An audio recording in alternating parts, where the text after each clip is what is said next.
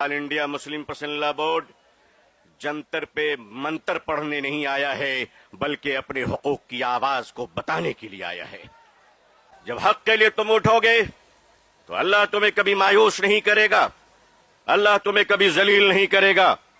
ऐ रोजेदारों के अजीम मजमे ऐ मुसलमानों, आप आज ये बता दीजिए कि जिस तरह इफ्तार में वक्त से पहले आप गिलास शरबत की पिया नहीं करते, उसी तरह मजमे आम में भी अपने डिसिप्लिन को कभी तोड़ा नहीं करते।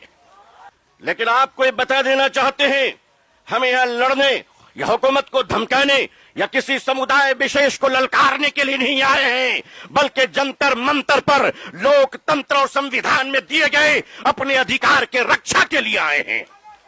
मैं भारतीय हूं और भारतीय समाज का हूं। हमने वो परिवार देखे हैं कि जिस परिवार में पत्नी शाकाहारी है और पति मांसाहारी है, एक धर्म पत्नी अपने पति के लिए अंडा गोश्त मछली बनाने के बाद स्नान करती है और खुद सब्जी बनाकर खाती है। मैं पूछता हूं इस देश से, अगर यहां एक शाकाहारी पत्नी मांसाहारी पति के साथ अपने जीवन को बिता सकती है, तो हिंदू और मुसलमान इस देश में साथ में क्यों नहीं रह सकते? लेकिन अजीजान मिल्लत, माननीय प्रधानमंत्री जी कहा करते हैं कि हमारे जमाने में जब हम बचपन में थे तो ईद के रोज हमारे घर में खाना नहीं बनता था, पड़ोसी मुसलमान खाना भेजता था। प्रधानमंत्री जी, मुसलमान आज भी जिंदा है, आप इजाजत दीजिए, मोहब्बत से प्योर शाकाहारी खाना हम आज भी ईद में भेजने को तैयार हैं।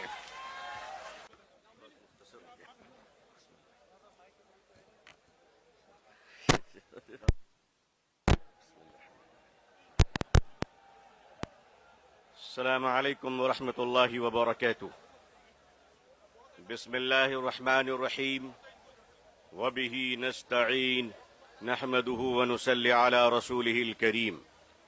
All India Muslim personal law board के मुअज़्ज़ज़ सदर जनाब फ़क़ीहुल असर हजरत मौलाना खालिद सैफुल्लाह रहमानी साहब, बोर्ड के मुअज़्ज़ज़ जनरल सेक्रेटरी हजरत मौलाना शाह फजलुर रहीम मुजद्दिदी साहब की क़यादत में all India Muslim personal law board Jantar पे मंतर पढ़ने नहीं आया है, बल्कि अपने हुकूक की आवाज को बताने के लिए आया है।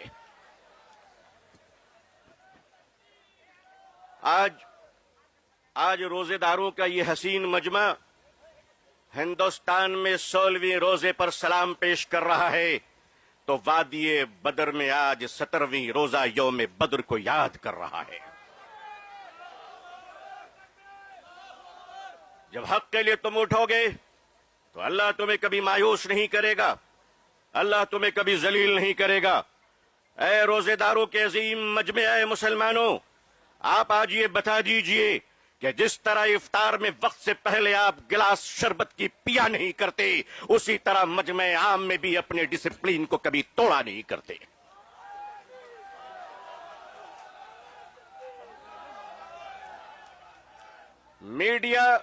मीडिया का काम है आपसे पूछना, आपका काम है बिल्कुल खामोश रहना। आप एतकाफ की नियत कर लें इंशाअल्लाह। मैं अपने मीडिया के भाई बहनों को अच्छी तरह जानता हूं, इन्हीं के बीच तो बड़ा हुआ हूं।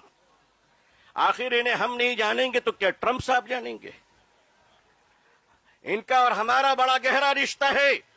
लेकिन आपको ये बता देना चाहते हैं, हमें यहां लड़ने या हुकूमत को धमकाने या किसी समुदाय विशेष को ललकारने के लिए नहीं आए हैं, बल्कि जंतर मंतर पर लोकतंत्र और संविधान में दिए गए अपने अधिकार के रक्षा के लिए आए हैं।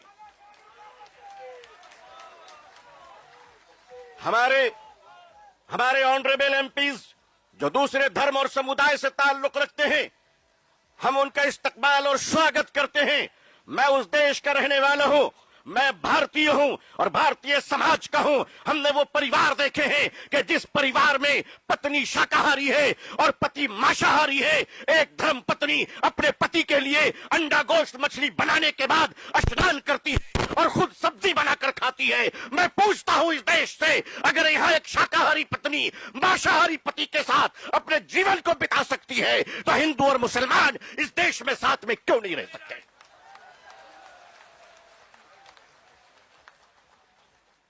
सिर्फ हमारे साथ इफ्तार अच्छा लगता है? सिर्फ हमारे साथ इफ्तार अच्छा लगता है? हमारे माननीय प्रधानमंत्री जी क्या प्यारे लगते हैं जब कुवैत तशरीफ ले जाते हैं। हम तो कहते हैं प्रैक्टिसिंग मुसलमान देखना है तो वो तस्वीर देख लो। अगर आपको प्रैक्टिसिंग मुसलमान देखना है, आपको अगर प्रैक्टिसिंग मुसलमान देखना है तो पॉलिटिकल पार्टी में इफ्तार देख लीजिए, कितने प्यारे प्यारे हसीन और जमील मुसलमान नजर आते हैं। लेकिन अजीजान मिल्लत, माननीय प्रधानमंत्री जी कहा करते हैं कि हमारे जमाने में जब हम बचपन में थे तो ईद के रोज हमारे घर में खाना नहीं बनता था, पड़ोसी मुसलमान खाना भेजता था। प्रधानमंत्री जी, मुसलमान आज भी जिंदा है, आप इजाजत दीजिए, मोहब्बत से प्योर शाकाहारी खाना हम आज भी ईद में भेजने को तैयार हैं। मानिए, हमारे घर का चूल्हा बंद नहीं हुआ है, आपके दर की मोहब्बत का दरवाजा बंद हो गया है। ऑल इंडिया मुस्लिम पसंदीदा बोर्ड अपने बुजुर्गों की क़यादत में यहां आया है। हमने पढ़ा था कि शेखुल इस्लाम सर पे कफन लेकर जाया करते थे। हमने पढ़ा था कि शेखुल हिंद कफन लेकर जाया करते थे। हम मानते हैं हमने उन बुजुर्गों को नहीं देखा, मगर उन बुजुर्गों की निस्बतों से मुंसलिक ये चश्मो चराग की हिफाजत कर लो मुसलमानों। मुसलमानों, आज अपनी क़यादत की हिफाजत कर लो और क़यादत पर एतमाद कर लो। इंशाअल्लाह याद रखना, हम इस्लाम की भी हिफाजत करेंगे। ऐ देश हिंदुस्तान, हम तेरी भी हिफाजत करेंगे। मैं अपने प्रशासन से कहना चाहता हूं, पुलिस डिपार्टमेंट से, हम आपके ही भाई बहन हैं, हम आपके ही समुदाय और समाज से आते हैं। आप हमारे हैं, हम आपके हैं। आज हम हैं, कल नहीं रहेंगे। देश है और देश रहेगा इंशाअल्लाह। औकाफ, ये जो वक्फ की जमीनें हैं, ये बिलीवर्स की चैरिटी है, ये मुसलमानों के बुजुर्गों ने चैरिटी की है, और ये देश की जमीनें देश में रहेंगी और देश ही के काम आएगी। मैं जेपीसी को सिर्फ इतना कहता हुआ जाना चाहता हूं कि आपने बड़ी नाइंसाफी से काम लिया है, बड़ी नाइंसाफी से काम लिया है। आप जिस तरह स्टेक होल्डरों को छोड़कर नॉन स्टेक होल्डरों से बात कर रहे थे, मुझे तो डर लग रहा था कि भारत के बाद शायद आप श्रीलंका जाने वाले हैं। वहां पूछने वाले हैं लोगों से कि बताओ आप नेपाल जाने वाले हैं क्यों? भारत में बांग्लादेश की हसीना अच्छी लगती है, हिंदुस्तान का हुसैन भाई अच्छा नहीं लगता? नहीं अच्छा लगता? आखिर हम आपके हैं, आप हमारे हैं। आइए हम देश को एक पावरफुल शक्ति बनाएं, भारत को एक गौरवशाली देश बनाएं। हिंदुस्तान जिंदाबाद, हिंदुस्तान जिंदाबाद, ऑल इंडिया मुस्लिम पसंदीदा बोर्ड जिंदाबाद, मुसलमान जिंदाबाद, इस्लाम इस्लाम जिंदाबाद। बहुत बहुत शुक्रिया, बहुत बहुत शुक्रिया। अस्सलाम वालेकुम रहमतुल्लाह।